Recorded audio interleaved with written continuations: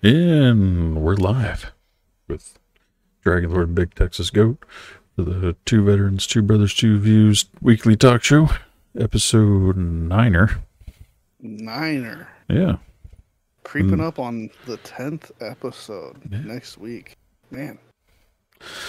Yeah. It's pretty soon we'll be saying the 100th episode, you know. Maybe do some giveaways or something. Yeah. Bust out some of the, shit, I can't even think of what it's called. What's the place where we got all the game codes at? Oh, Humble Bundle. Yeah. Jeez. I haven't even looked at Humble Bundle in a minute. We're a Humble Bundle partner. Yeah, we are partner with Humble Bundle, and I haven't looked at it in a hot minute. Honestly, I've been more interested in some of like the software that Humble Bundle has been offering, because like I have looked at it like every month or so, you know, every couple of months I would say, and they've got some pretty interesting like software stuff. Like every once in a while they'll do like, you know, if you're into music production, they'll do like plugins and stuff like that, real cheap, which is really cool. They'll have, you know, just really cool software. They'll have like video editing software and stuff like that. It's pretty good stuff. If you've never checked it out, definitely check it out. Yeah, there's our shameless plug in the channel there. Yeah. One of those, I say minor because they do it just to get their name out there. You know, we're probably only getting like a 1% return on that or something, but yeah, that's a, you know, every little bit counts. That's kind of why I forget about it, because I'm like, well, it's not like it's, you know, we're making mad money off of it or something. Yeah, exactly. But it's funny, actually. Since we are doing a plug on it, might as well check and see what they have. Yeah, let's... So we got Multiplayer Madness, Capcom Heroic Collection. Multiplayer Madness. And then Easygoing Games. DLC for Destiny 2, Borderlands 3. Whatever Gloria Victis is. Yeah, a whole list of games I've never heard of at the bottom, but... Yeah. Let's see, the Capcom one is a good one. You get Monster Hunter Rise, you get Street Fighter, Mega Man games. Man, yeah, the Capcom one is a good one. Phoenix Wright Ace Attorney Trilogy. Let's go, dude. This is a good one. I might have to actually invest in this one myself. It's funny, I haven't heard about those games either. And other than like Mega Man and Street Fighter. You haven't heard of Monster Hunter? I have, but that doesn't look like the normal Monster Hunter. That looks almost like a It's Monster Hunter one. knockoff. Like, no, it's the newest one. It's the one that just came out. Mm. Yeah, well, it didn't just come out, but it's the newest one that is out right now. Yeah, it's fun. I actually have it. It's a lot of fun. I've put sunk quite a few hours into it. It's kind of weird software bundles I got going on though. Yeah, I'm interested. Let me see what kind of software they're doing. Python. Yeah, they got that Music Pro one though. Yeah. There you go. Get that and get our fucking album going, Dragon. Come on. Yeah. Just imagine what you can do with all those programs. Let's see. We can even start doing some vocal albums, you know, instead of just the lo-fi. RPG Asset Mega Bundle. That's pretty cool. Music 2023 plugins and samples. What do they got? A vocal cleaner, echo chamber, vocal compressor. This one's good. So, you know, it might sound silly right now, but what if we did put out some actual vocal, like, cover songs? Listen, I've got a promo deal, man. Like, shit. I've got, you know, music production experience. I don't know if I can. I don't know if I'm that good. Hey, you never know. We'd have to be like something we do in person, you know, like plan it out for like when we make our Dallas trip and like rent a sound booth room or something. Have a list of songs we've been practicing, like the RUM-Gaming Christmas album. Oh God. Hey. Gotta make the funds for the veterans somehow. All right, we can't go to Feet Finder anymore. All right. I mean, It's not good for our image. I mean, Or if is our it? images, I was gonna say, could be. Uh, Could be really good for our image. Yeah, I might actually have to pick up this music bundle. This is really good. There's a lot of shit in here. so you ready to hear what the topic for the evening is? Yeah, absolutely. Science fiction. Okay. All right. This is good. I'm in the mood for science I fiction. know, that's what prompted me to think about it. You happened to ask about it, Star Trek last night, and then like coincidentally, which what are the odds of this? But somebody at work, what did they post? Crap. I don't know what the original post was. Some round furry thing, and they were like, "Oh, can you guess what this is?" And they were coming up with random things, and I was like, "Clearly, that's a Tribble from Star Trek." And like a lot of the people on my team are really young. Like one of them is literally like 19 years old. Like I'm literally 20 years older than them. Right. It's like, well, of course, I don't expect everybody to know what a Tribble is. I don't even know if you know what a Tribble is. No, I don't. So it's from the original Star Trek series. It's like a rodent / parasite that mass produces like crazy. Like you put 2 of them in a room and come back tomorrow, they'll be 50. Okay. And they're like the size of like a Like a Furby? like a cantaloupe, about the size of a cantaloupe. But they don't have like any eyes or anything. Like, you have to look it up. Or I guess I could pull a picture up and share the stream here, since not everybody might be as nerdy as I am. Let's see. Tribble. Bam. It's like the classic picture of it right here. Bam. Jeez. Open image.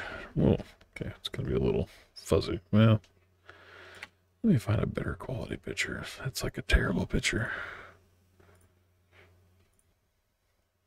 Really? Oh, there we go. Bam.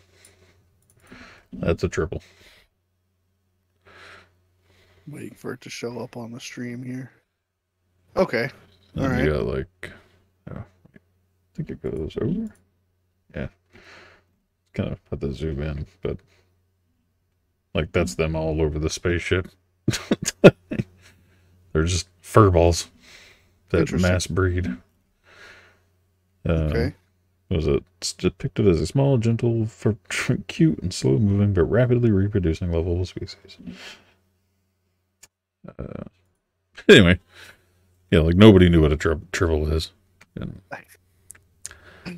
so then we got to talk about, I had to share, I was like, well, not everybody. I joked around, I was like, y'all call yourselves nerds. You don't even know what a Tribble is.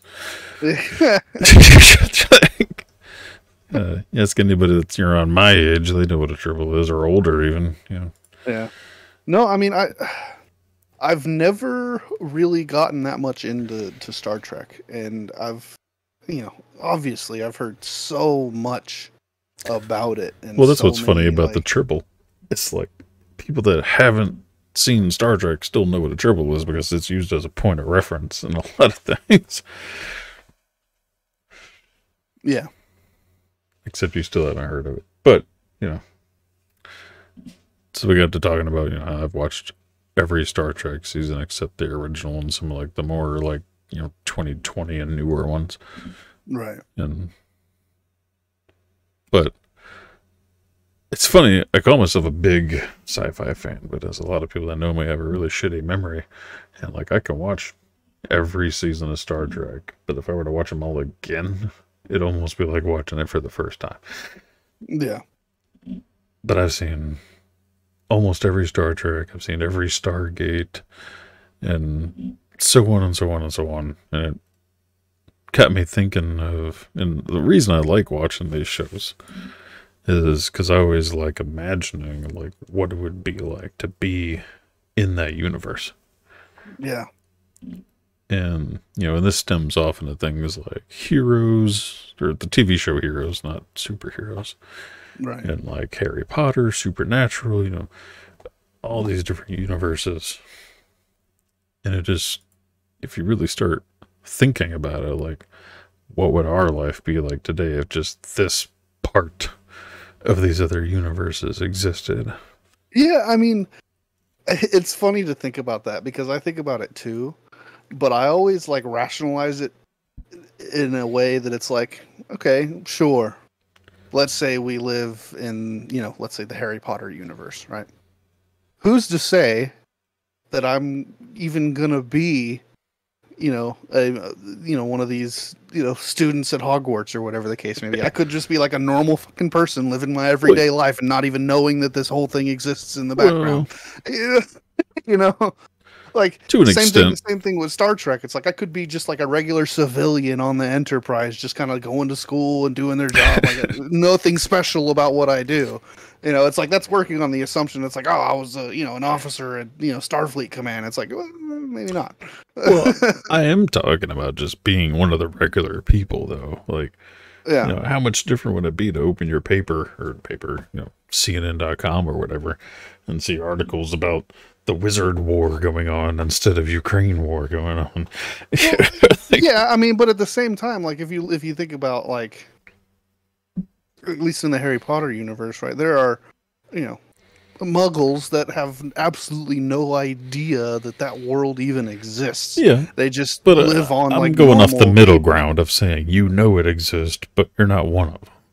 Yeah, like that would, I don't know, that would frustrate the hell out of me. It's like, why not me?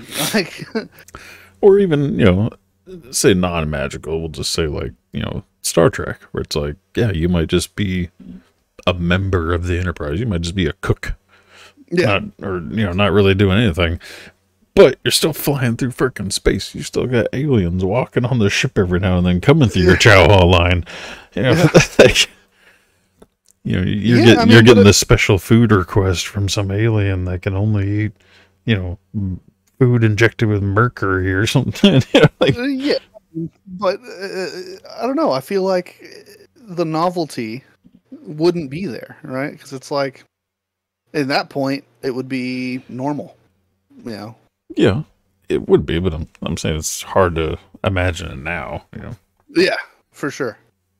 For sure. Like I like to compare the differences, I have that conundrum with myself all the time. It's like I think about it and then I just come to these conclusions. It's like, yeah, I mean, it wouldn't be anything special if I was, if it was like that, because it's just how it is. Well, yeah, but I'm talking about the comparison. Like, let's say you've been watching Star Trek Next Generation, so they have the, God dang it, what's it called? The food processors. They don't. I forgot what it's called all of a sudden. They don't cook meat anymore. They like synthesize it.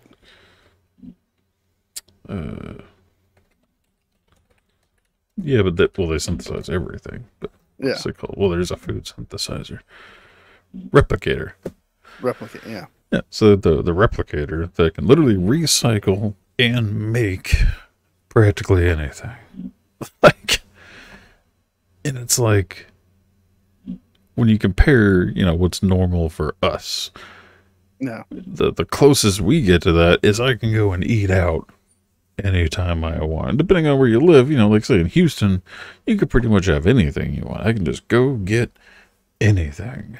Yeah. I mean, there's such a diversity here of whatever you want to eat, you can get it somewhere. Yeah. Now imagine if you could just have a microwave in your kitchen that you just tell it to make anything. Yeah. Like, I can't imagine not being fat in the Star Trek universe. It's like, oh, this new alien delicacy that I've never heard of? Give me some of that. Well, I mean, right now you kind of eat within your budget, and even if you have a higher budget, you're not. I mean, maybe a really higher budget, it's different, but I'm saying, the average American, poor to middle class or, slightly upper class, you're still eating normal foods.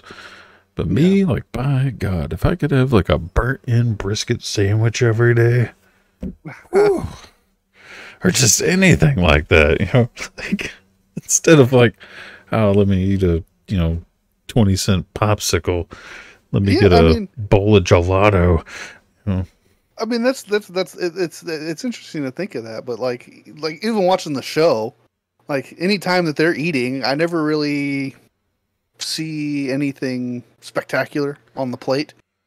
I never really see yeah, they're always them, just like thoroughly. They're always just kind of eating it because it's like something that you do. It's like I eat yeah, food because I have to. yeah. But it's They're like, just like oh. sandwich. We're gonna get a sandwich. Soup. We're gonna get a soup. Yeah, I've got like Me, this I'd be weird, like, no, alien lobster vegetable. bisque. Yeah, right.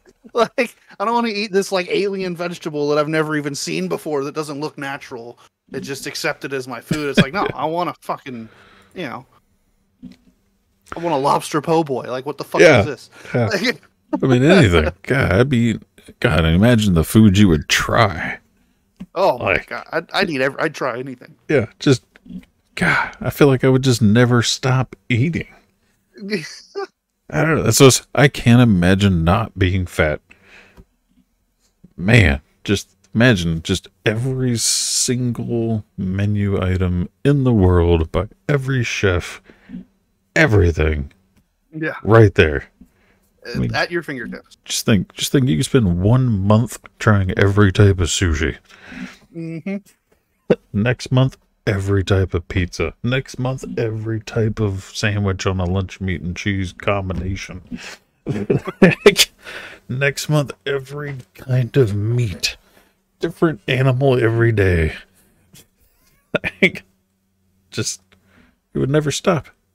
Yeah, I mean, it's funny because like there's meat that, at least in America, isn't even widely consumed. Like, have you ever had a horse? No, I mean, well, I'm saying more conventional ones. I mean, just things like bear, elk, moose. You know, the actual like normal game hunting animals that most people haven't tried. Yeah. Yeah. And even if you did, you know, like I've had like, you know, moose and elk and like bear jerky or something, but by God, I want like a bear ribeye. Yeah. Like, I want a bear ribeye cooked to perfection with the fat rendered so it melts in your mouth. Like, I want to, yeah, but the bear has to come like straight out of hibernation, like right when all of its fat stores are there, you know, just to flavor everything. Yeah. I want a bear loin, just a fucking, a bear loin that's as big as my fucking head. Man, like that's what I'm saying though. It's like the possibilities are almost mind blowing. And like I said, I just couldn't imagine being skinny. Maybe. Yeah. I say though, because but that's if we just had food replicators. Well, now, if you had the entire Star Trek universe though, and I had the holodecks, well then shit, I'd be an active motherfucker. It's over. Yeah, it's over. Yeah, I'd be active as shit and eating like it's going out of style. Every meal would be like my last meal. Yeah. Shit. You're sitting here eating fucking club crackers. Well, and I wouldn't mind. I would love working out if I had a holodeck. Oh, yeah. Because I could go in there and be like, you know what? We're doing two-handed sword combat training.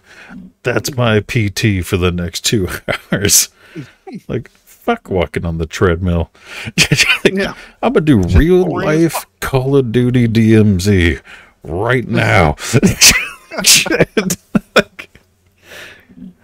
I mean, I'm gonna be a super soldier by the month is out. Yeah, shit. Yeah. God, I'd be eating delicacies of the world and just be ripped. Well, I mean, that's something that I noticed, like watching Star Trek. It's like there are no fat people.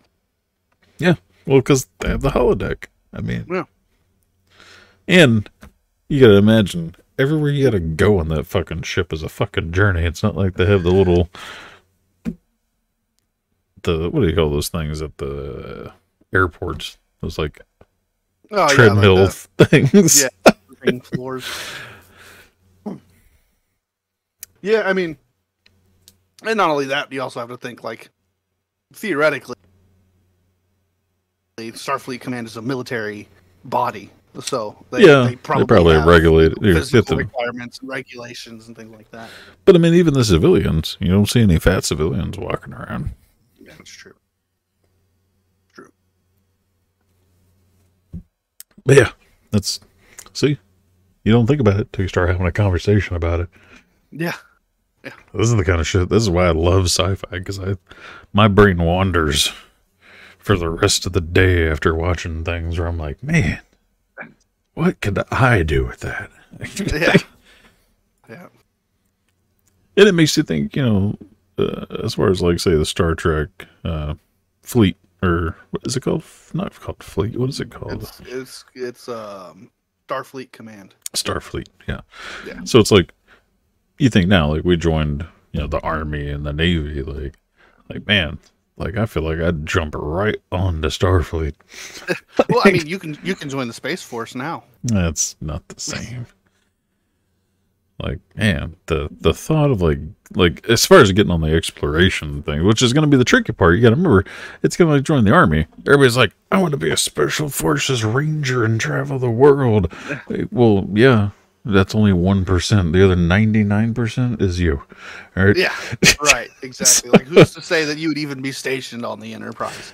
Well, or any exploration ship. You might just be on a combat vessel that just patrols the known solar system. And doesn't do shit. From my understanding, the Enterprise is the only ship that does what it does. No, there's a couple. I mean, that's what like Voyager is, and there's several others, and that's why they're. I mean, you'll find out throughout the show, like they meet up with other ships that are doing similar things, and they, find old ships that were like the explorers before them and stuff. Yeah, I mean, I just watched an episode where Picard found, or the what are they called? The ground team? No, like the big goofy aliens with like the giant ears and like the. The one that Worf is? No, it starts with an F. Oh, I don't know. Worf is a Klingon. I know that. Well, either way. Ferengi. The Ferengi. Oh, yeah. Yeah. So like the Ferengi brought Picard back his like old ship, the Stargazer. And it's like that was a pretty interesting episode.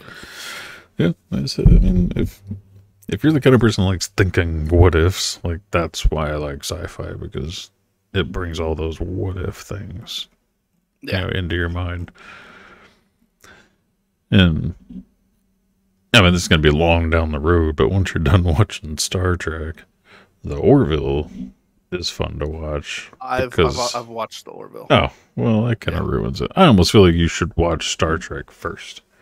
Yeah. Because the Orville is more of like the more comedic 2020 version of Star Trek. It's a lighthearted, funnier version of Star Trek. Yeah. No, I watched. That was kind of the thing that kind of spurred the whole Star Trek thing for me. It was because I watched the Orville because I love Seth MacFarlane, and so I watched. I haven't watched all of it. I've watched like the first 2 seasons of the Orville, and man, it was so good.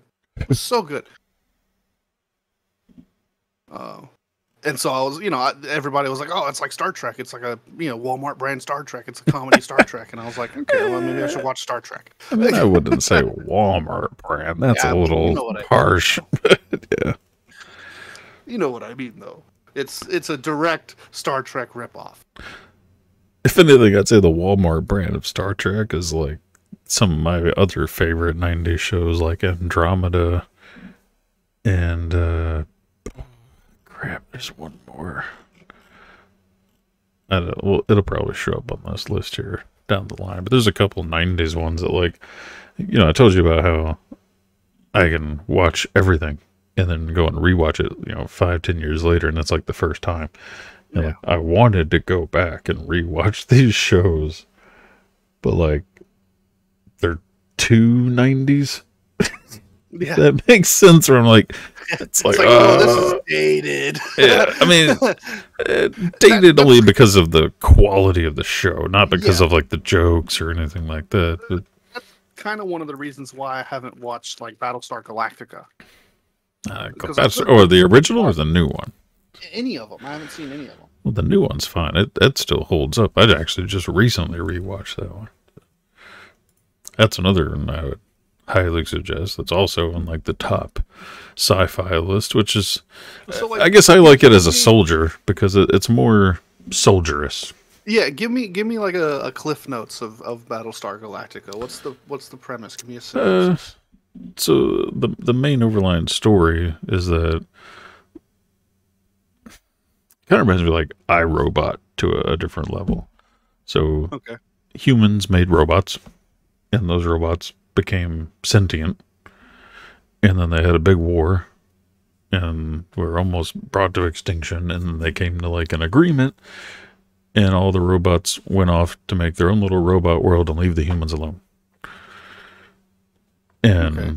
when they did that, though, the humans said, well, we're not going to get caught with our pants down. So they have all these Battlestar ships. These huge, like Star Trek ships. Whole generations of families live on it, basically. Yeah. And they have all these, and they're always just, preparing for just in case the sentient robots come back. And that's what the Cylons? Yeah. Okay. And then the show starts off with basically they came back Interesting. and Because practically wiped everybody out, and then the whole show is basically like the Battlestar Galactica is like the last of the humans with a few other ships, orbiting it, and they're just trying to escape the Cylons and start the human race over somewhere somehow. yeah, because I follow Adam Savage on YouTube, and he did a video where he had one of the actors from Battlestar Galactica come to his his workshop, and they just were shooting the shit and like painting Battlestar Galactica models, and they were like, one of the models was like a Cylon Raider ship, and I was like, man, that ship is wicked looking. And the actor was talking about how when they were filming the show, how he went to like in between shoots, he went to like the set department and like walked into their warehouse, and there was like this giant like Cylon Raider just like ship just like staring at him. Like they built like a full size fucking ship, and it like terrified him. It's like, man, could you imagine like filming this TV show, right, and then walking into a warehouse and seeing the ship that's supposed to be fake like right there. Wait, this is a show, right? Right. And I was like, man, that's pretty interesting. That seems, and then, like just looking at the model that they were painting and building of this ship, I was like, man, that is a cool looking ship. The other show from the 90s was Farscape. So it's Farscape and Andromeda. I've never heard of either one of those. Yeah, they're what's the years on there? Holy crap, that's loud. Farscape was 1999. Was like the last one, I guess. It was almost made it to the 2000s. Yeah. But I mean, they were good. They had good story and whatnot. But they're just, it's that kind of, I don't know. I want to say borderline cheesy 90s television. Yeah.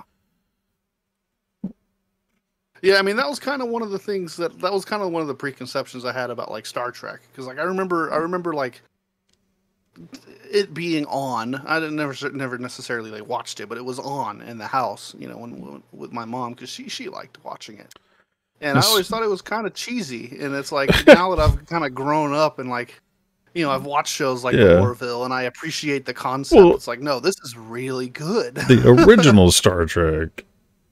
That's why I can't watch it, because it reminds me of these 90s TV shows. Like I tried back when I first started watching all the Star Treks. Like I started trying to watch that one. I got through like 3 episodes, and I'm like, I just can't do this. Like like William Shatner, just at that time in his career, the acting was just so. Well, it's like rewatching the old live action Batman TV show. The whole pow kapow. Yeah. It's like. Yeah, for its time, that was great. For now, I don't want to watch that again.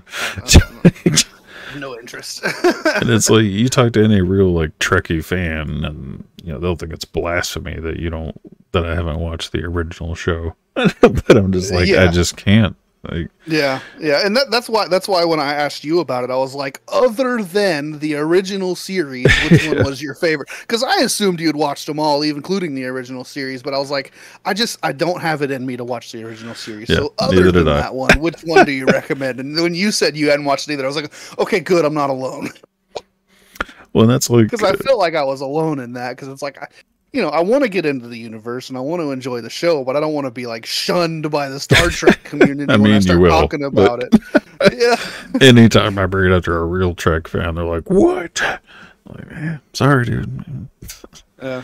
It's just too dated. And that's even like these 90 ones this time. You got Lex, Andromeda, and Farscape. Like they were great at the time.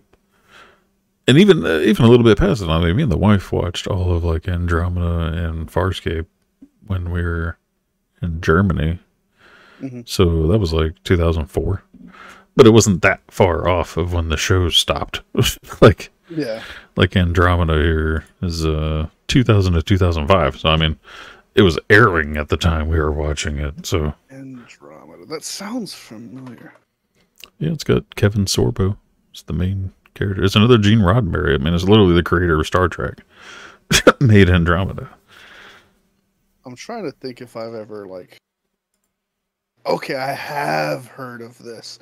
I'm seeing like pictures and it's like, okay, I've seen this before, but I've never watched the show. Yeah, and they're all basically just I dare say not cool looking. I dare say not as good as Star Trek, but maybe it's just because I could see myself rewatching Star Trek and can't bring myself to rewatch these easily. So, yeah, to me, if it has easy rewatchability, then it's a better show. Yeah. I mean, I'm looking at a direct comparison on Reddit between like Firefly and Andromeda.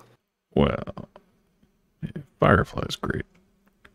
Firefly is great because it reminds me of like if you were to mix. And that ship from Andromeda is really cool. It reminds me of like StarCraft, dude. It reminds me of like a Protoss fucking. That's cool.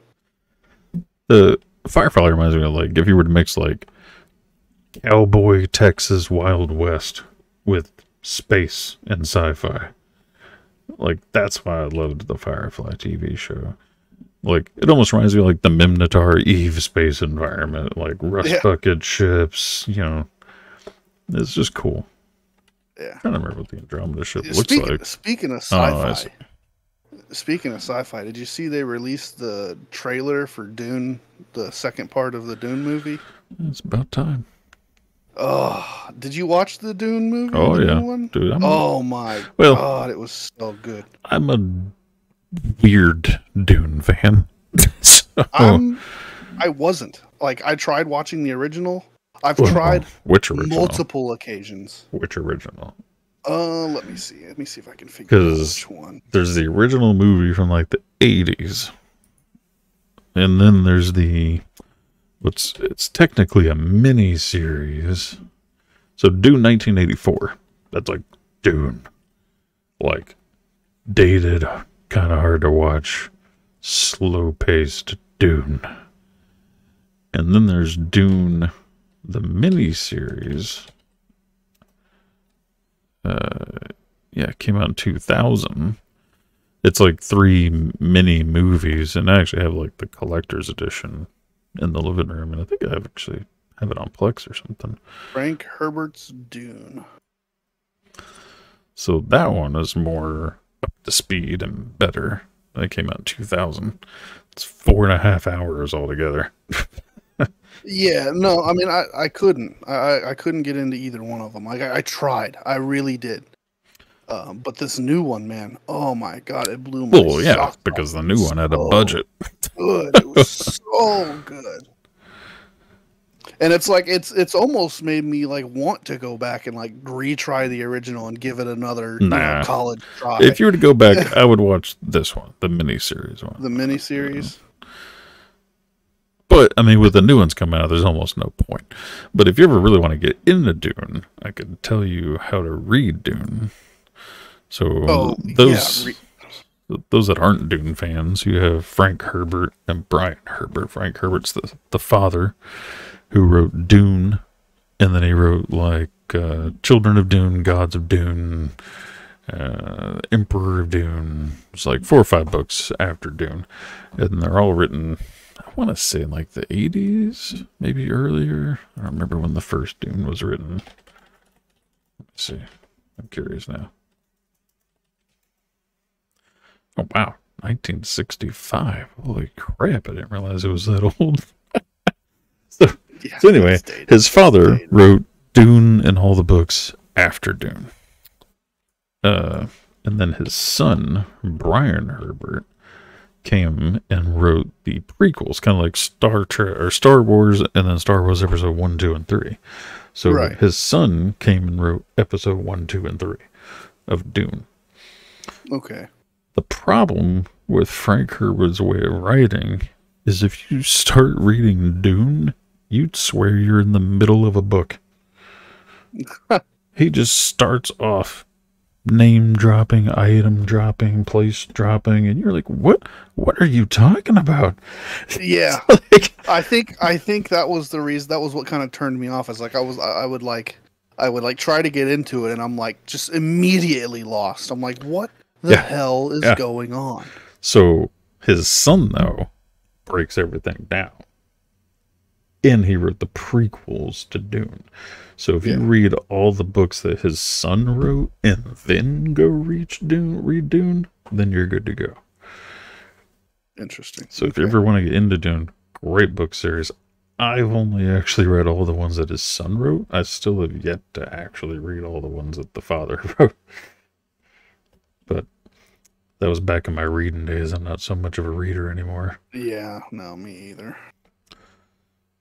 But The yeah, last so the his last son wrote. book that I read was Dr. Disrespect's autobiography. Which, by the way, was a hell of a read. It was so good. If you're a Dr. Disrespect fan, I highly recommend reading the book. His book is great. There's a lot of fucking books. God bless.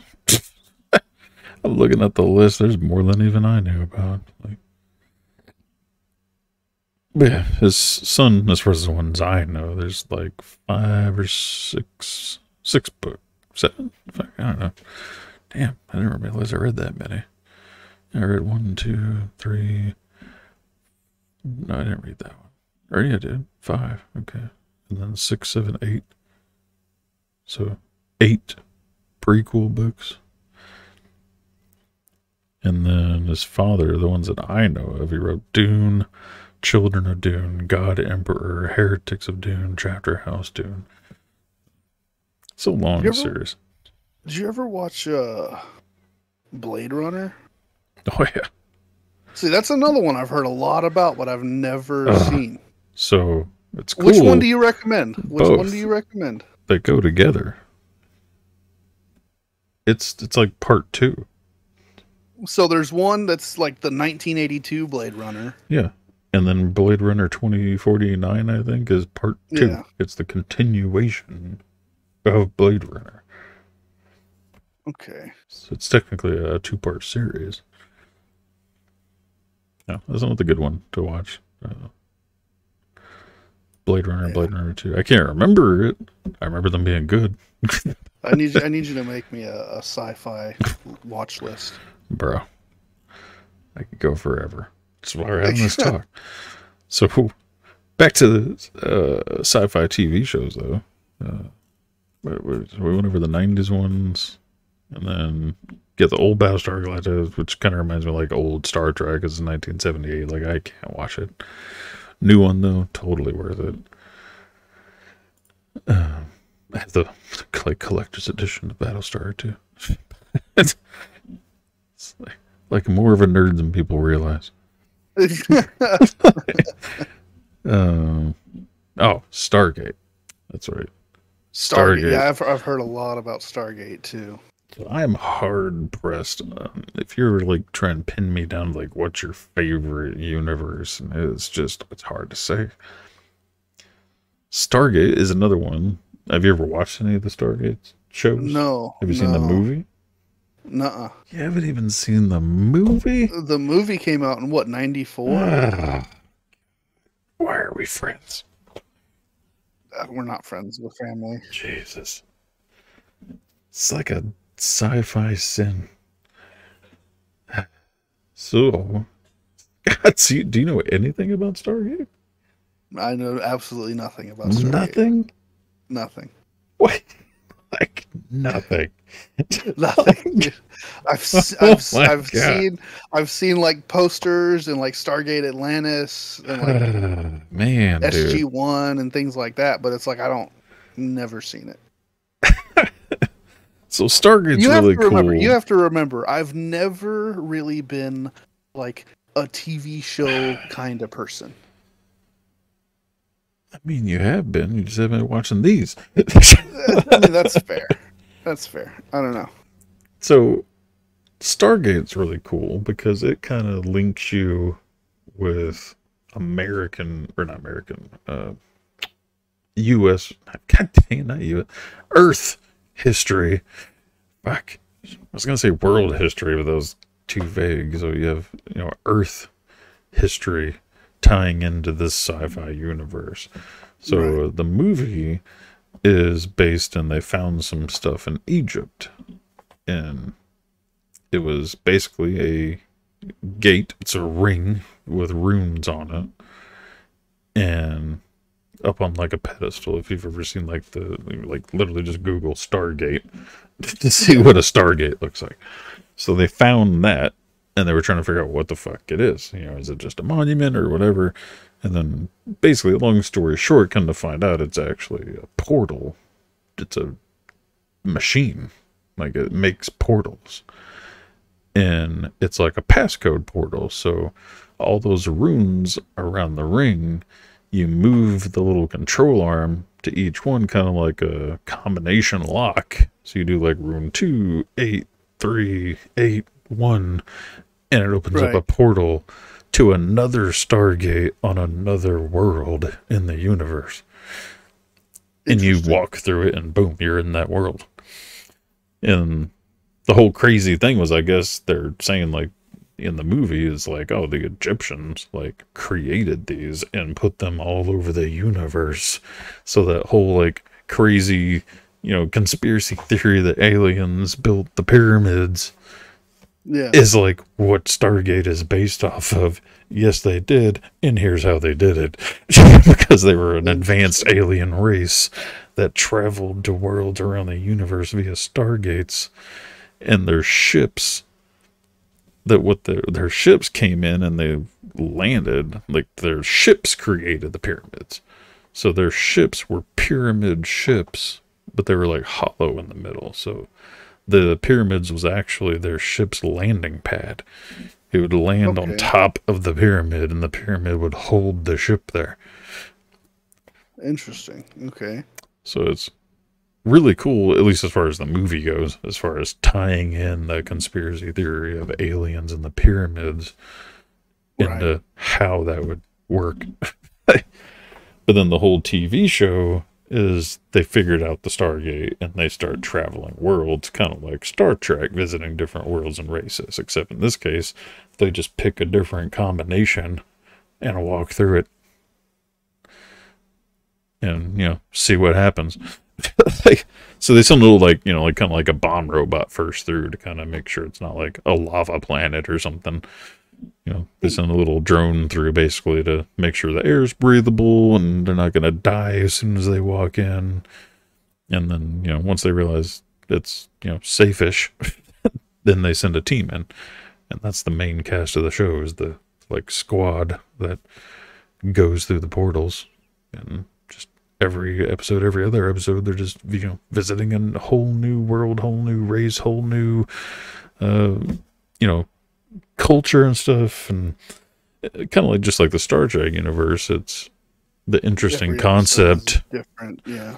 Well, I meant the interesting concept of, they're humanoids, but like to them, if you have fucking blonde hair, you're a sorceress, or women aren't allowed to talk or men aren't allowed to talk, just opposite, universes and stuff. Kind of reminds me a lot of like Black Mirror, which I think you said you also haven't seen Black Mirror, which is Yeah. crazy.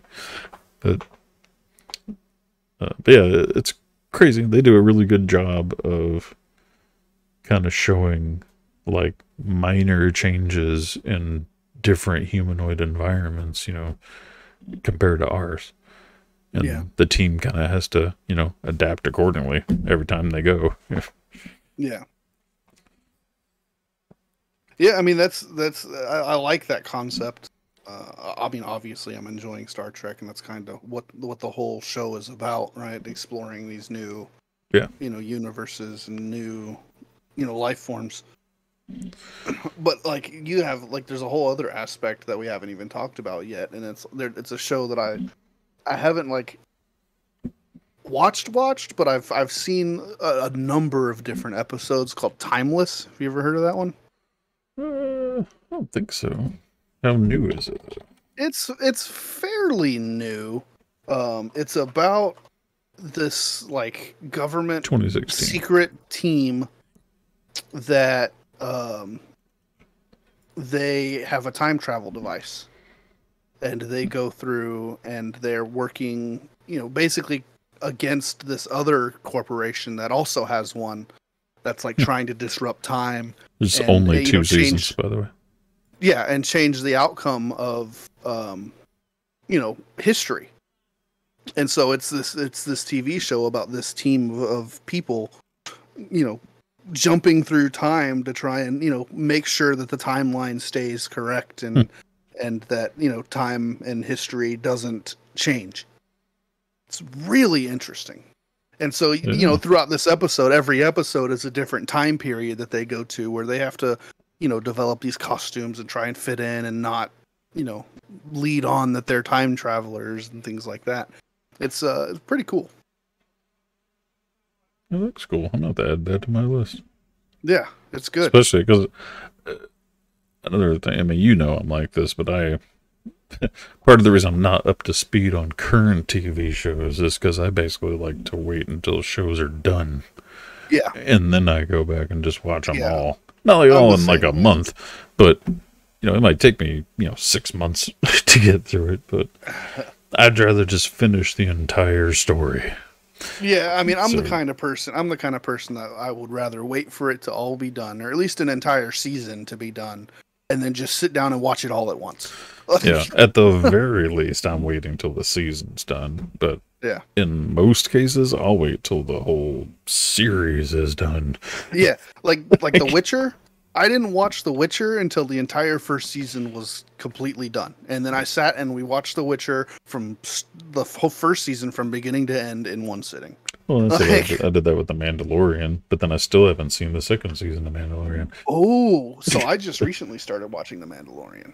Like for the first one or the second? The first one. Okay. I had never seen it. Have you watched the whole first season? I think so, but I'm not 100%. Well, let me look. I just want to discuss general problems I have with The Mandalorian, not any kind of spoilers or anything. Well, yeah, let me see how far I am real quick. I am. Yes, I did finish the entire first season. Okay. Yes. So, as a Star Wars fan, I love to be able to watch anything in the Star Wars universe. So yeah. I'm immediately like a fan of The Mandalorian just because it's the Star Wars universe. And I do think it's got, a cool story to it. It's got a lot of good action, good graphics, so on and so on. But there's a lot of huge flaws to the show, in my opinion.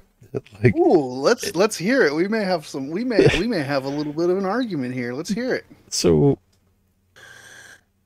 I have a big problem in TV shows. And a lot of TV shows have a build-up to this. So we'll use, like, say, The Walking Dead, for example. The first, season or two, they're like, every little bottle of water counts. How are we going to survive?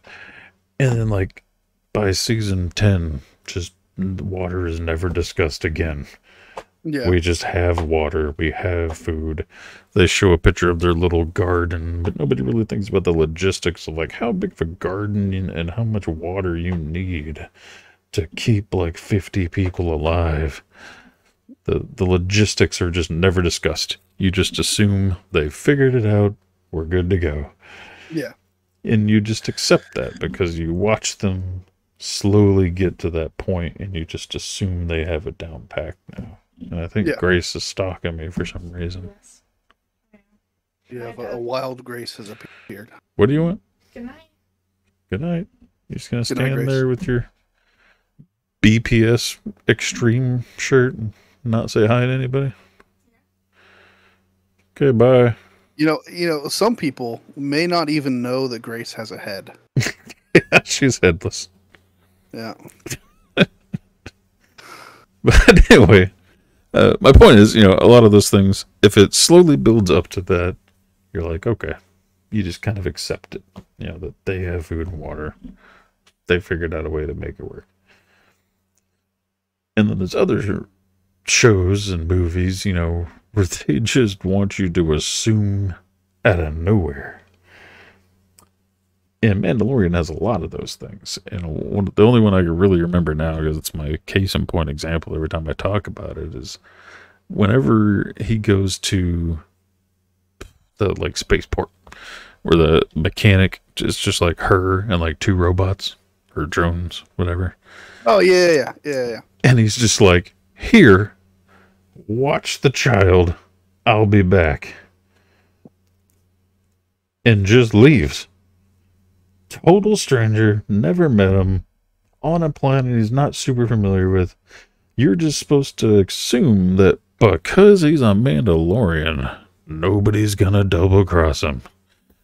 Well, okay. So And the fact that he's assuming that child's gonna be safe with this random mechanic and two idiot drones. Like, you're dedicated to this child's safety. And you just said, hey, at this main spaceport where everybody else goes through, I'm going to leave this baby with you.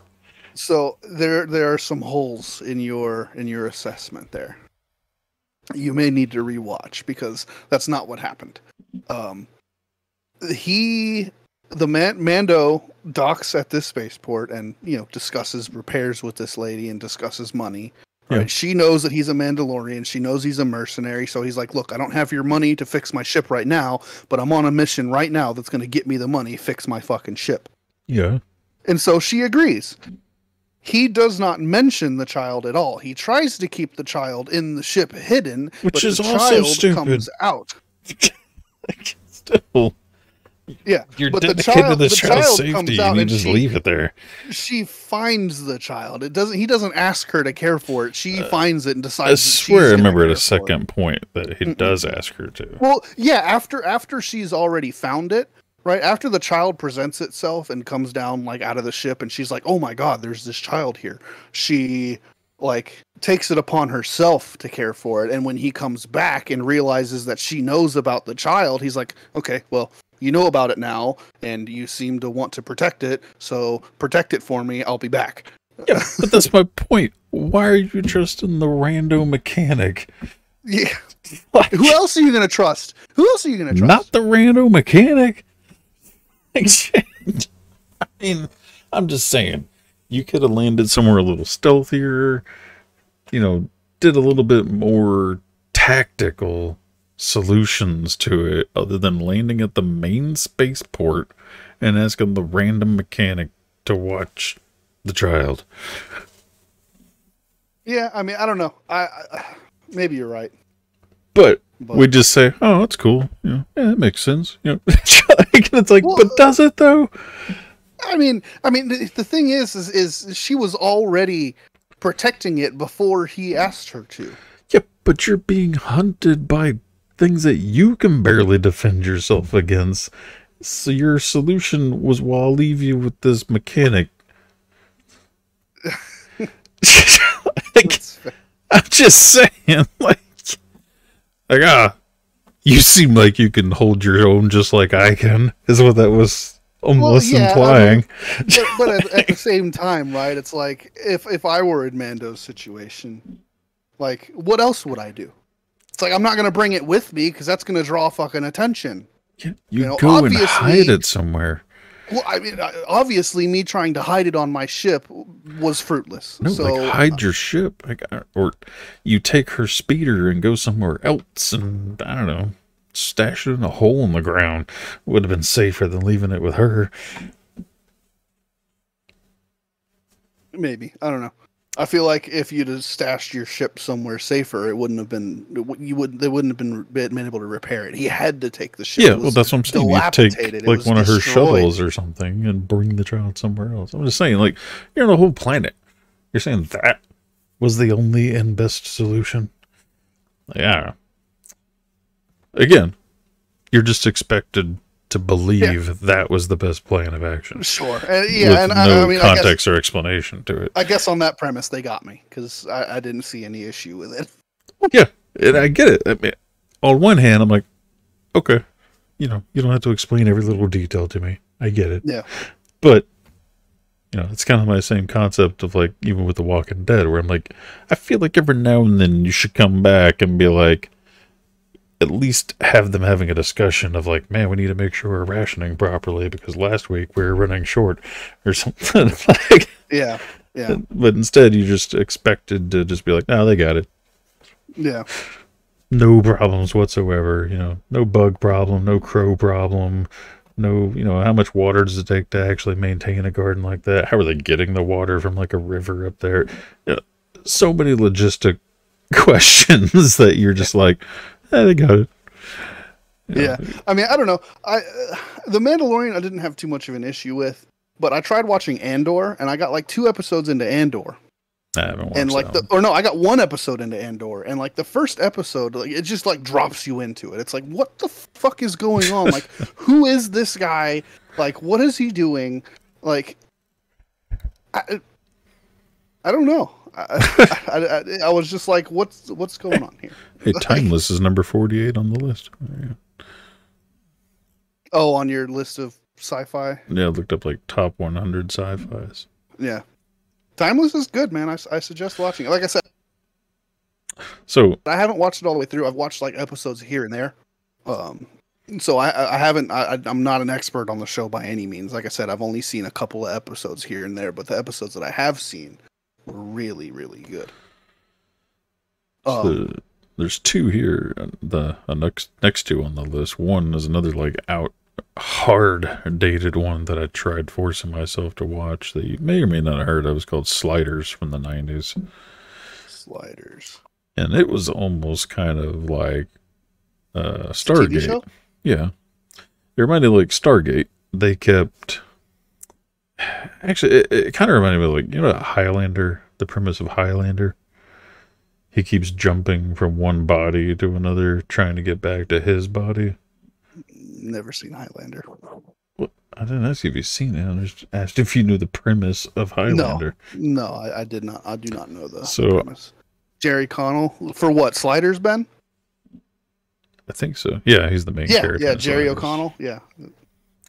So I've never really watched all of Highlander either. I just understood the premise. The main premise, if I remember correctly, was one guy, for some reason or other, ends up getting put into somebody else's body, like his consciousness. And he has to like help them resolve a problem before he can move on to make it the next attempt to get back to his body. And so the whole show is he basically keeps body jumping or conscious jumping from one body to the next and helping people with their problems, and then he goes on to the next attempt to try and get back to his body. Sliders is a jump from that to this group of people accidentally basically go through like a wormhole with a little remote control, and then so now they're trying to get back to their world, but they keep basically going to alternate dimensions of Earth. So they basically keep going to Earth, and they're trying to find their Earth. It's kind of like that same concept I was telling you before about, like this dimension, women rule the world. This dimension, dogs rule the world. Like you never know what you're going to get into. Yeah. But that one's like really dated as well. Like I tried to force myself to finish it. I got like 3 of 7 seasons, and I'm just like, I can't do it anymore. Yeah, I mean, I can typically judge a show on whether it's something that I feel like I'm gonna want to watch or not just by looking it up on Google and then clicking images and seeing like the posters, and it's like, okay, this looks cheesy.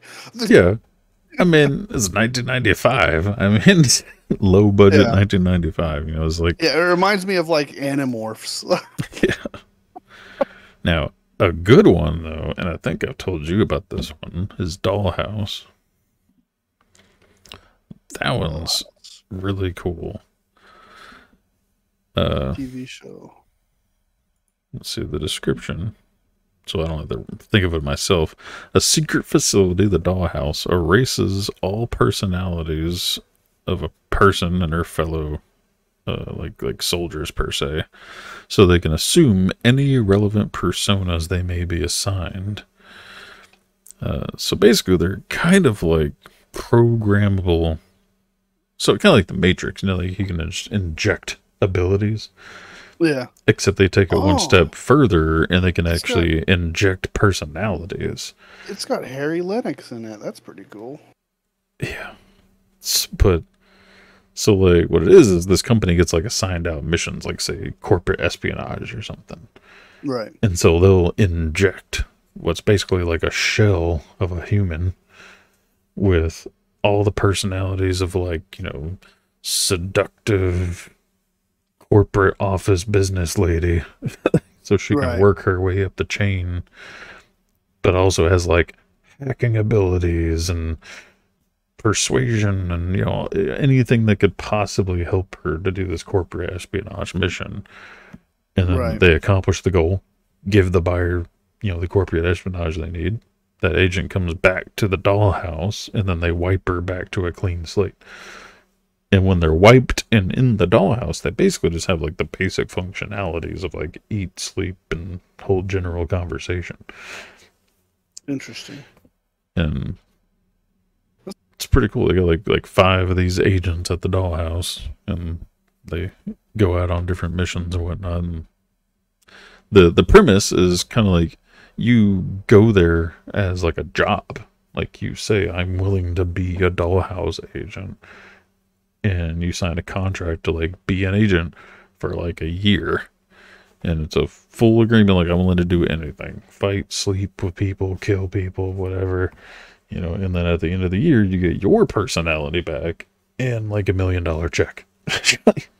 Interesting. So you basically just go dormant for a year and then wake up and have $1 million. Would you do that? I'd be, depending on the money. So, I mean, it'd be a little hard now because like I'd have to abandon my family for a year. Yeah. But even then, I mean, if you're talking like, say, I don't know, even $1 million. I think $1 million, I could convince the wife, like, look, the next year's going to be a little rough. You're going to have to do everything on your own. But man, when it's over, we're set. We don't have to worry about anything ever again.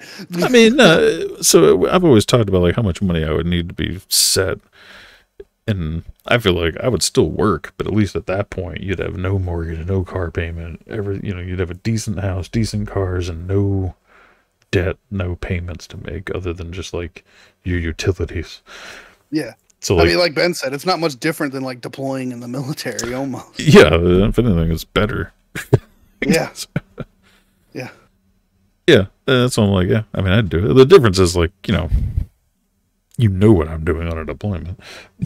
Yeah.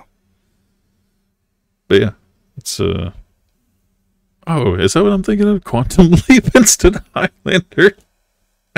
Totally wrong. Literally leap, because he's leaping from one body to the other. Yeah.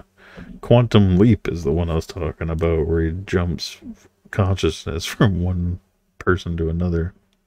Highlander something else entirely. But yeah, Dollhouse, super cool. Because it reminded me of a couple shows, are similar to it. Apparently, there's Quantum Leap just rebooted back in 2022 on NBC. Set 30 years after Dr. Sam Beckett stepped into the Quantum Leap accelerator and vanished, follows a new team that must restart the project, hoping to understand the mysteries behind the machine and its creator.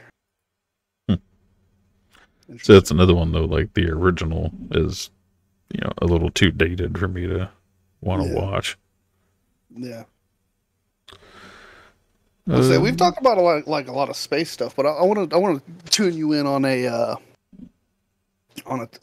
recent new show.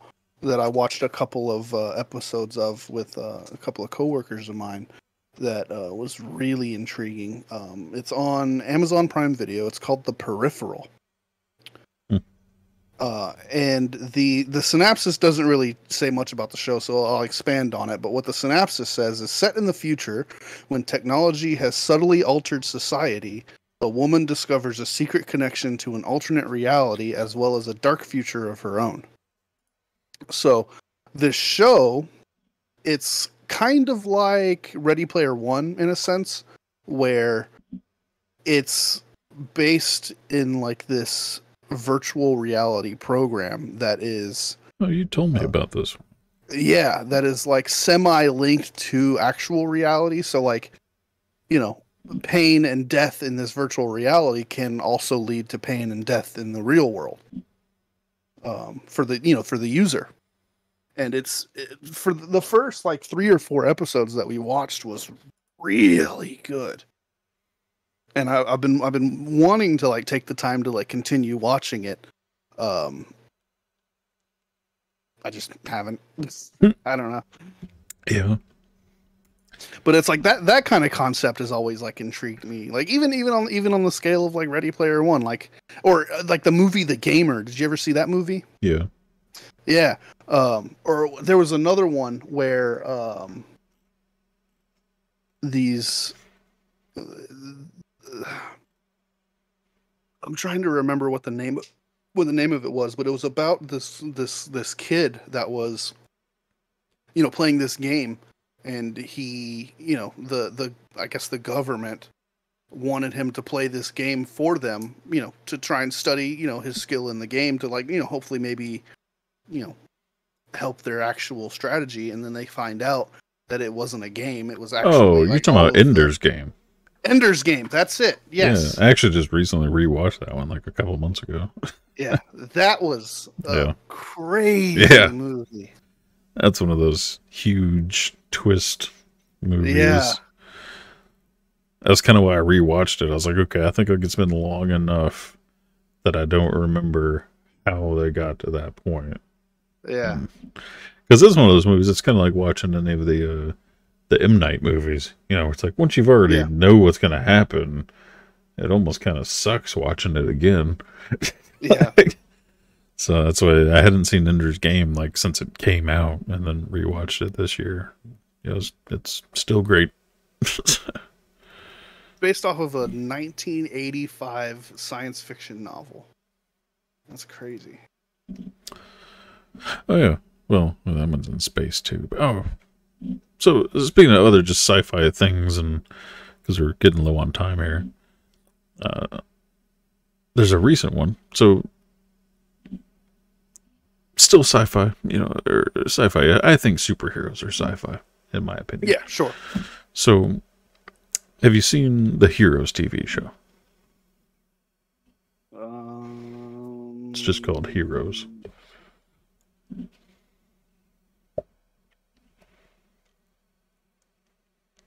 I'm trying to look it up. See if it looks familiar. No. Okay. So, it's another really good TV show. If you want me to still add you a list of shows I think you should watch. But, well, I'm looking. I like to look at the cast of a TV show before I decide if I want to watch it or not. And there's only one actor here that I. Oh yeah, like none of the actors are really. I know Hayden Panettiere, but that's about it. So, Heroes is the concept of certain people in the world have powers. Yeah, ordinary people around the world discover they have superpowers. Their lives intertwine as they work together to prevent a catastrophic future. Yeah, that's the whole like main by the book storyline. I'm just saying the concept as far as different universe is certain people have powers. Nobody else in the world really knows these people have powers per se. And then they start to discover that, you know, a little bit more people have powers, and then they kind of discovered that, you know, actually some of these people had powers, you know, going all the way back to like the, you know, Chinese Empire days. It was just, again, it's so few people, you know, it's like a 0.1% or less, or 0.01 or something % of the population has powers. And but it was again kind of that crazy concept of, you know, like, what would you do if you had powers? And there's It depends on what powers I have. yeah. In that show, it's all kind of standard powers, you know, super healing, super strength, time travel, slowing time, flying, you know, your stereotypical powers per se. Right. With a few exceptions, but you know, we'll say that, you know, they're all pretty comic booky powers. And then, have you seen the newer show called The Boys from Amazon? Yeah, I've heard. I've seen. I think like half of the first season of The Boys. Okay, so The Boys takes that same concept to like what would happen, you know, if it was more like everybody, if they made it known. And if the heroes were corrupt.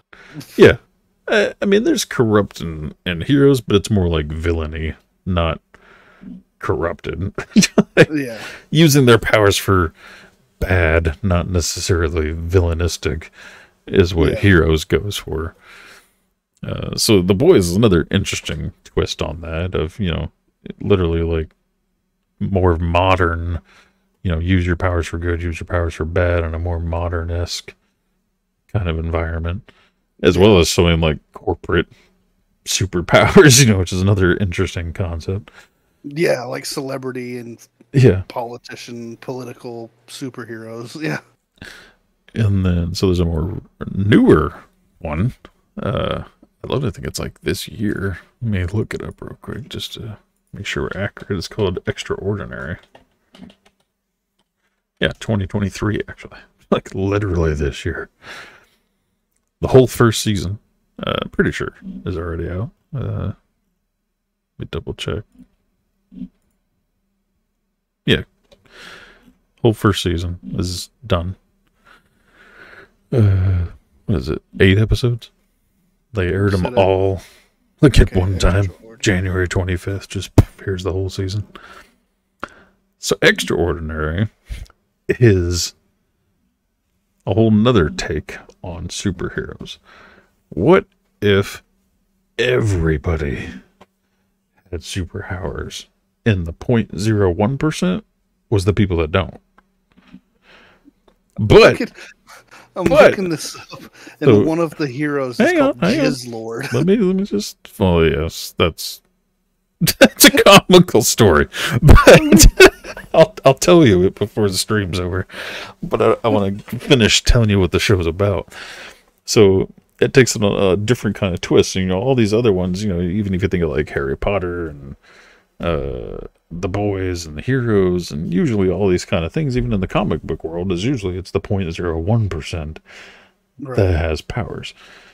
And this show flips it and says, let's make the 0.01 the people that don't have powers.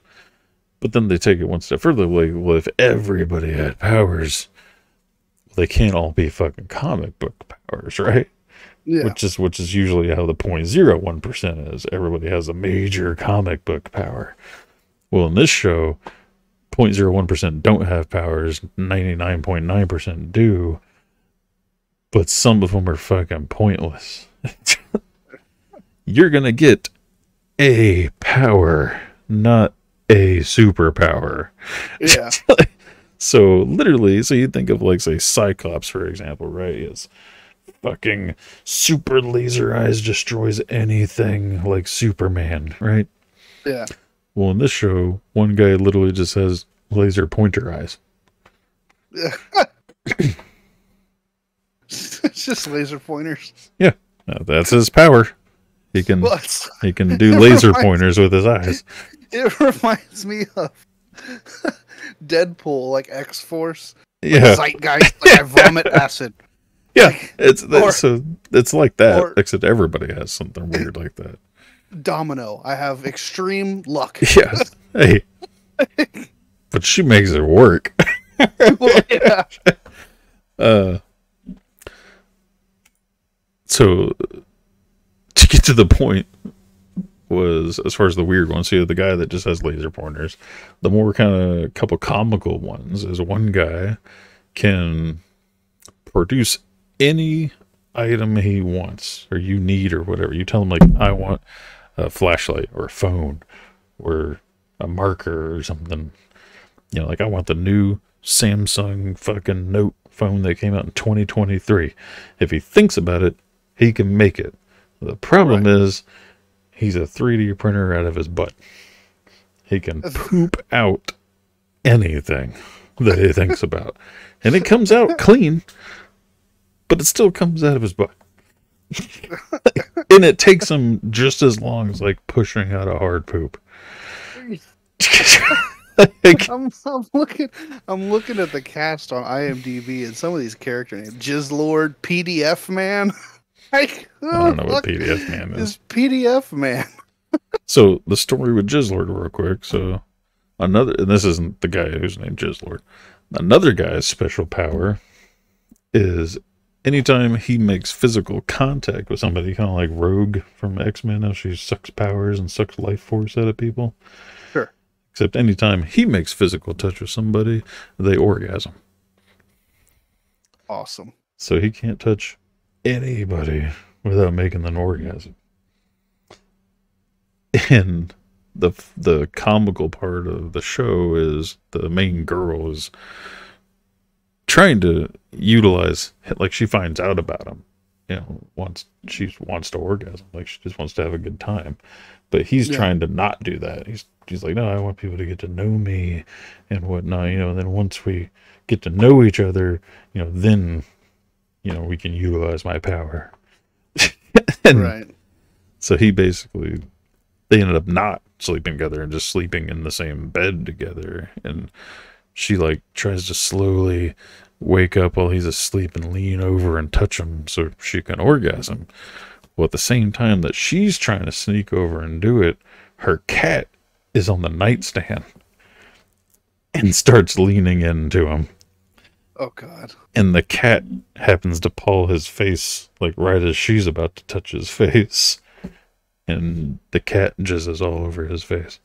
What the fuck? And this was a stray cat that she had just got like that night. So she ends up naming the cat Jizzlord based on that event.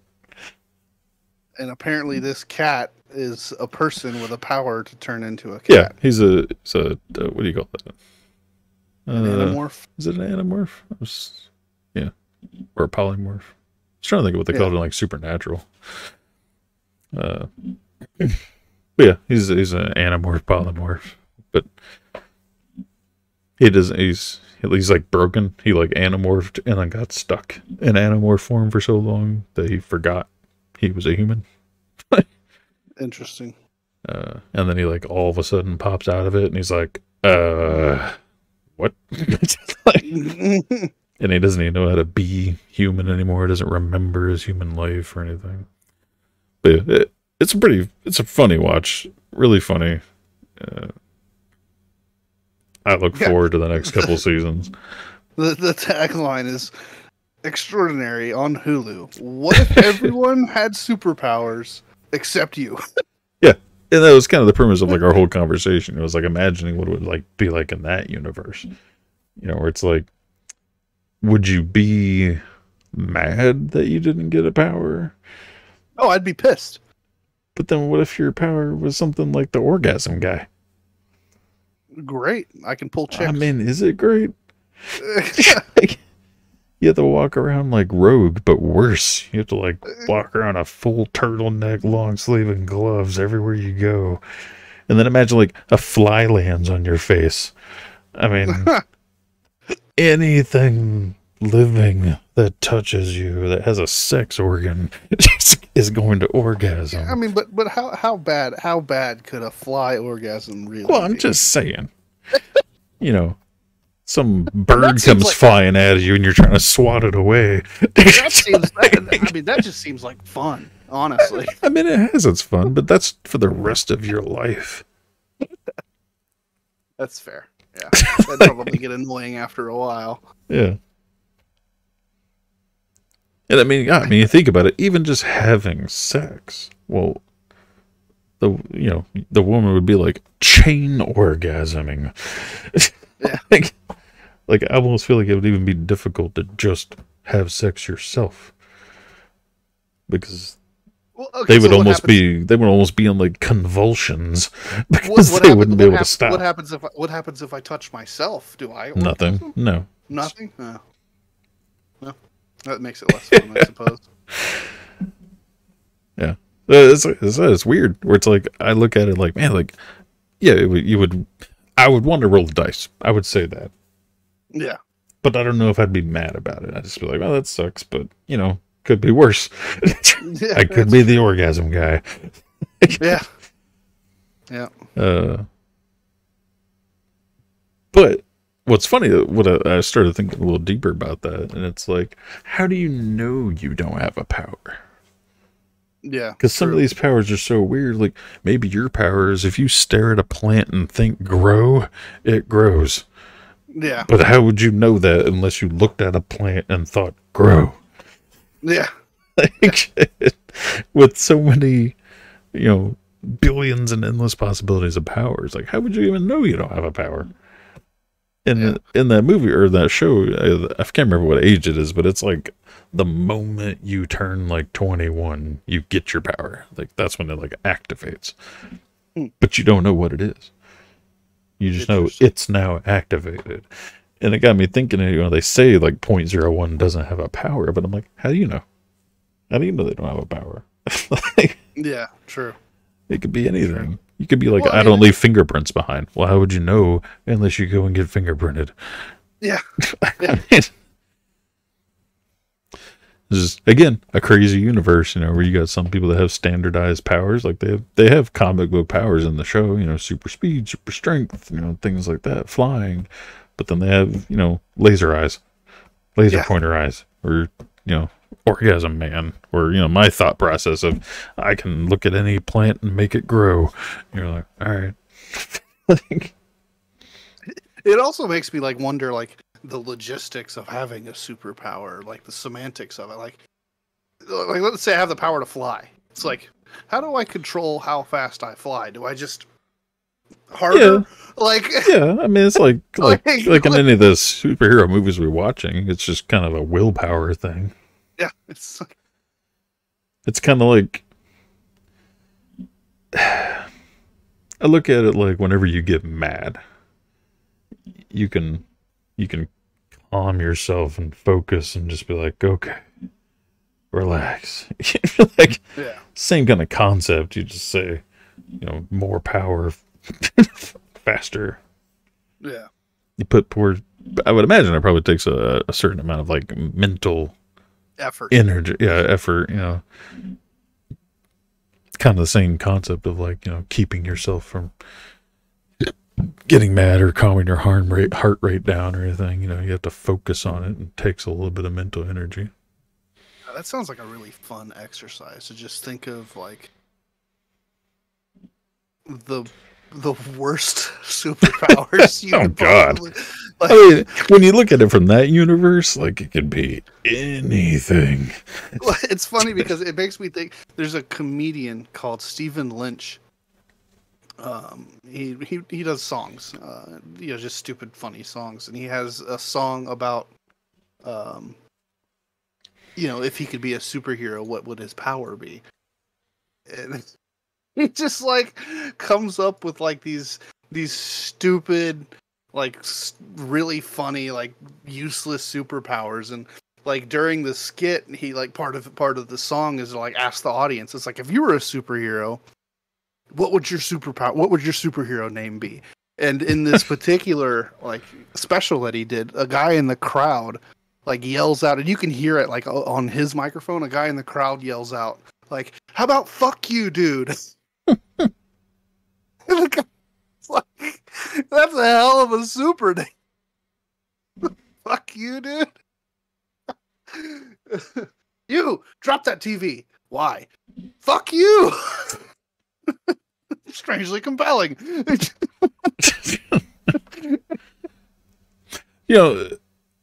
Speaking of the weird ones, not that I want to drag our show on for too much longer, but you brought up Domino, and Domino, both like the first and second time I watched that movie, like it's a fascinating ability. Yeah. Because like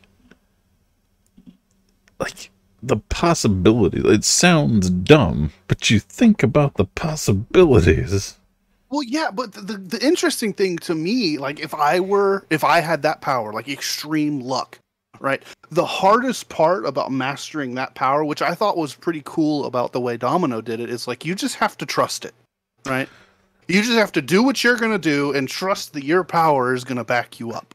Yeah. You know? Well, I'm talking about just in like day-to-day life, like everything goes your way is basically what that power is. In some way, shape, or form, yeah. Yeah. But like knowing how it's gonna go your way is the interesting part. Like, because like even looking at like some of the scenes like from Domino, like she was about to get killed and the dude like trips on something. It's like you just like there's nothing that she could have done to make that happen. It's just she just had to trust in her power that it was that something was going to happen. But you're looking at it from she her. fell out of the sky and she lands on this fucking big giant inflatable balloon that keeps her safe. It's like you just have to surrender to it at that point and hope it works. But I'm talking about just day-to-day life, dude. I'm talking about like using, if you had that power and I was just going to work and back, going to the store and back, living my normal day-to-day life, like to imagine the crazy things that would happen all the time. Like the whole, you watch those TikToks and stuff about the people in front of you at the drive-thru buying your meal. Like that would just happen to you every time you went through the drive-thru.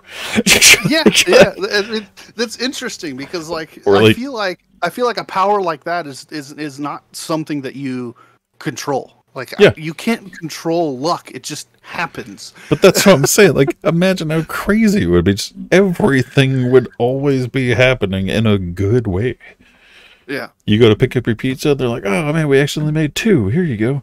Or you go to pay for your items and it's like, "Oh, this one was actually on 90% clearance by mistake, but we have to give it to you for that. Here you go." Just like all these things that just keep happening. Yeah.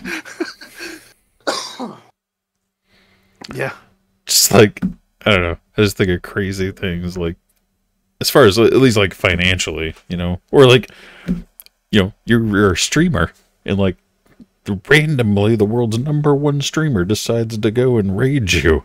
It's like, must be my lucky day. Wink, wink. Wink, wink. Right, just everything that could, but my question be lucky to happen to you would just be happening. But let's think about it in the sense like this TV show, like Extraordinary, right? Like you turn 21, you don't know what your power is, you have it. How would you ever even know that was your power? You just convinced that you're the luckiest person alive. I feel like after a while, you would catch on. To pick up. It wouldn't take long. 5 things a day keep happening to you, and you're like, after a couple of weeks, you're like, I'm starting to think there's something more to this. There's only so many things you can write off as a coincidence before you start thinking maybe I have a superpower. Especially when it's things like that, like 50% of the time I go to pick up pizza from Domino's, they just happen to have an extra pizza. 50% of the time I go to the drive-thru, the person in front of me buys my food. 50% of the time I go to the store, it just happens to be on clearance even though it wasn't marked. Yeah. Or every light I go through just happens to turn green as I get to it. Yeah, it's like I'm just... You never have to put up with any inconvenience in life ever again. Like, thinking about it more, like having the power of extreme luck is probably the most overpowered thing on the planet. Like, that's the most overpowered superpower ever. Yeah, you start walking to the checkout, and every one of them has 3 people in it. And right as you get there, a new one opens up, and they wave at you silently. Yeah. She's like, "Oh, sweet, my lucky day." But that happens every time you go to the grocery store, and you're like, "Hang on." Anytime on Twitter, somebody's like, "Hey, like, subscribe, and comment on this post, and you could win this," and you win every single one of them every single time. Yeah, like, shit. I would start randomly buying scratch offs all the time. Like that would be how I'd make a living, Yeah. which is Yeah. scratch off lottery tickets and Powerball. Yeah. Set a record for most consecutive Powerball winning streak. Like, At some point, you somebody know. would be like, "Okay, you know what? This guy isn't allowed to buy fucking Powerball tickets anymore. He's rigged it somehow. This is bullshit." But you're right. I mean, it would be like the most overpowered ability, like, because just everything would go your way. Like, it'd be crazy. Yeah. I think there's, God, wasn't there another show with somebody that had luck where they're like, let me do it because of my ability or something? Or I don't know. maybe I'm just thinking of like our board game nights where people have different abilities for like attacks and stuff. Yeah, maybe. Yeah, I mean, it's that same kind of concept. We're like, no, let me do it. Be the same thing. Like, your buddy's like, you know, wants to pay the tab. Like, no, let me, because you never know what's gonna happen. Yeah, right. But then again, it could go in the opposite. It's like, Yeah, well, I mean, because there's that whole concept. you don't have to pay your tab. You don't have to pay your tab because the bar caught fire. Like, yeah. Well, you think about like, I don't know if you ever watched all of Supernatural, but you remember that one where like the whole town was getting their wishes granted. I hate to break it to you, but I haven't seen any Supernatural. It's fine. That one you have to like that kind of stuff. It's not Shelby loves Supernatural, but I've never watched it. So there's an episode where they have a little like a fountain inside of a Chinese restaurant. You know, it has like a Buddha on it, and it's always, you know, kind of a gimmick to like you put a coin in there, make a wish, whatever. You know, it's a wishing well. Right. Well, somebody had glued a like hexed coin into the bottom of the tank, and so literally everybody's wishes were coming true. Like, and some of them were weird. Like, little girl wished her teddy bear was real. Yeah. And it became like a 6-foot real life depressed teddy bear because he's like, what's the point in living? I'm just a bear. Like it all just got weird. Be careful what you wish for. Well, yeah, and that's saying there's a lot of movies like that, you know, from back in the day, like it's that whole like Lucky's Rabbit Foot, you know, stuff. Yeah. Like, luck always has a flip side where you're becoming lucky and something bad is happening, or either to somebody else or you. You is usually the common concept, like in horror movies and stuff like Supernatural, where, you know, you make a wish and I won $1 million, but simultaneously my house caught fire or my wife got cancer. So now that $1 million has to go to pay the doctor bills or buy the new house. You know, that's always how those go. And sometimes it's immediate, sometimes it's down the road, you know, but that's always how those, you know, wishes and luck goes. And that is an interesting concept where, like, well, if it's your superpower, is there going to be a balance? Like, I mean, that's kind of the point of superpowers, right? To remove any and all balance. Yeah. That would be the shitty part, though. Imagine that, like, an extraordinary. That's probably how your power would work. Where you are lucky, but equally something bad's going to happen to you all the time. Yeah. But anyway, like, I can poop out anything that I think of, but I have hemorrhoids for 3 months afterwards. It's like, fuck. Yeah. that superpower was both hilarious and disturbing, where it's like, I want to say y'all took it too far, but if you're gonna take it too far, that's a good far spot to go. It was like the perfect example of, like, you never know what your power is gonna be. And it's like, imagine discovering that power for the first time. Yeah. Like, well, man, you're man, I could really go for a really great hamburger right now. Yeah, that's probably how it works. Where you're like, God dang, I muted my mic. It's probably how it works. You're like, man, I wish I could afford that, you know, tool. And all of a sudden your, like, bowels get tight. You're like, oh man, all of a sudden feel like I gotta take a shit. It's like you go to the bathroom and all of a sudden you squeeze and grunt and twist and turn. All of a sudden you hear ka-kunk. And a new ratchet just appeared in the bottom of the toilet.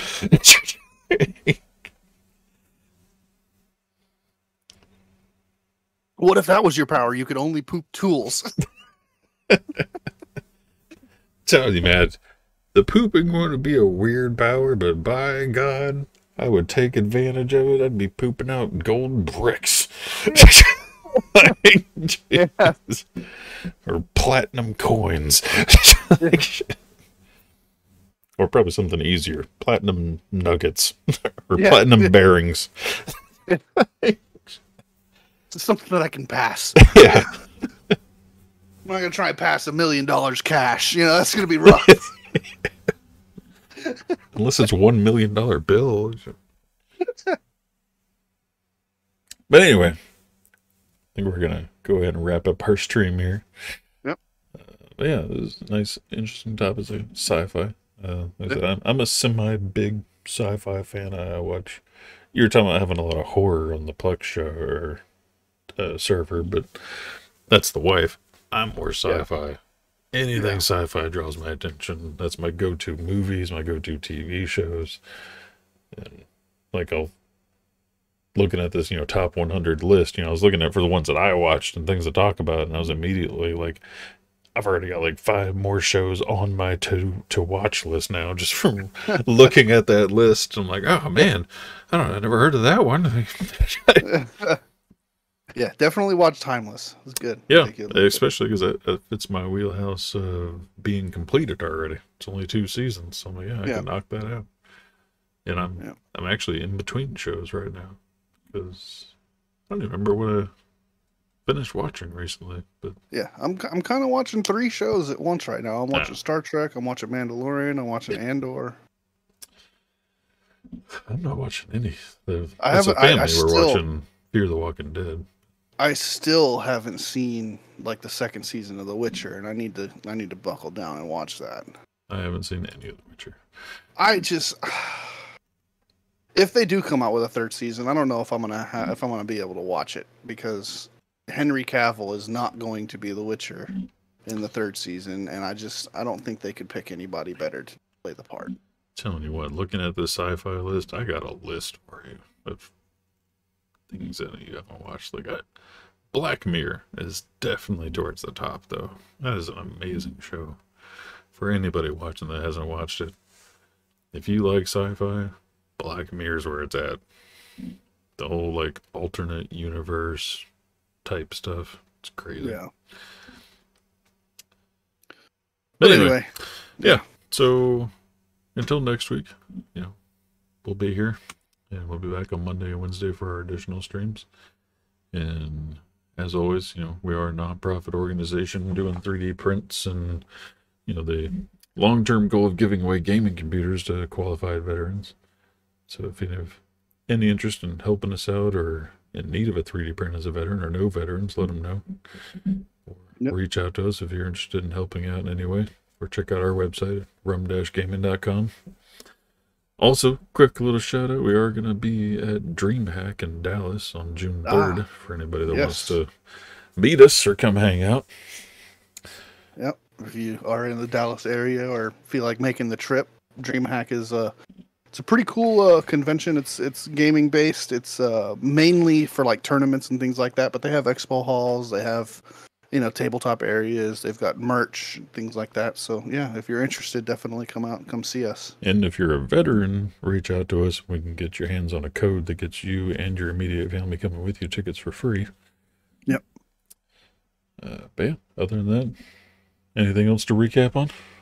No, nothing that I can think of. Follow us on all our social medias here on Twitch, Facebook, Twitter. Yeah, that's it. Facebook. I think you said that one. Yeah, Yep. That's it. All right, until next time, y'all have a good night. Yep. Have a good night.